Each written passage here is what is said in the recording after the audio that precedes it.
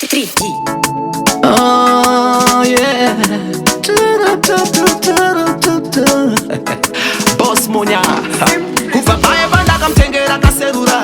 ndaifunga kuti pamwe ndamuyemura ndichiti pamwe achataura namama fonera tete agotaura nagogo chimbomira zvepa WhatsApp tite zverudo mira zvepa WhatsApp tite zverudo chimbomira zvepa TikTok kana pa chitchat mira zvepa WhatsApp tite zverudo chimbomira zvepa WhatsApp tite zverudo mira zvepa WhatsApp tite zverudo chimbomira zvepa Facebook kana Instagram mira zvepa WhatsApp tite zverudo painorira foni unomhanyira kugoni zvematricks nemastaira ini haninga zvigoni nematexta chingopinda ipapo wakadzima toni ndopaye paunotsamwa mushure menge ndati toni foni yako chingotinya-tinya chicheuka uchintetsa painogwina-gwina haisi everyday yaunowina-wina usade kuti ndifunge unopinda-pinda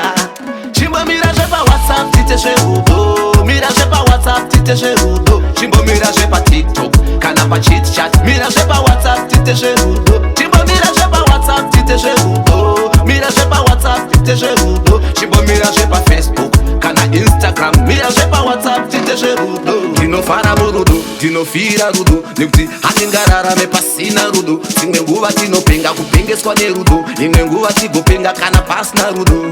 daunga uri mumwe watodzima foni daunga uri mumwe watovhara goni nekuti ndiwe wega wakati uchandipa mudhoni saka daunga uri mumwe watodzima foni chimbomira zvepa WhatsApp tite zverudo mira zvepa WhatsApp tite zverudo chimbomira zvepa TikTok kana pa chitchat mira zvepa WhatsApp tite zverudo chimbomira zvepa WhatsApp tite zverudo mira zvepa WhatsApp tite zverudo chimbomira zvepa Facebook kana Instagram mira zvepa WhatsApp tite zverudo painorira foni unomhanyira kugoni zvematricks nemastaira ini haninga zvigoni nematexta chingopinda ipapo wakadzima toni ndopaye paunotsamwa mushure menge ndati toni foni yako chingotinya-tinya chicheuka uchintetsa painogwina-gwina haisi everyday yaunowina-wina usade kuti ndifunge unopinda-pinda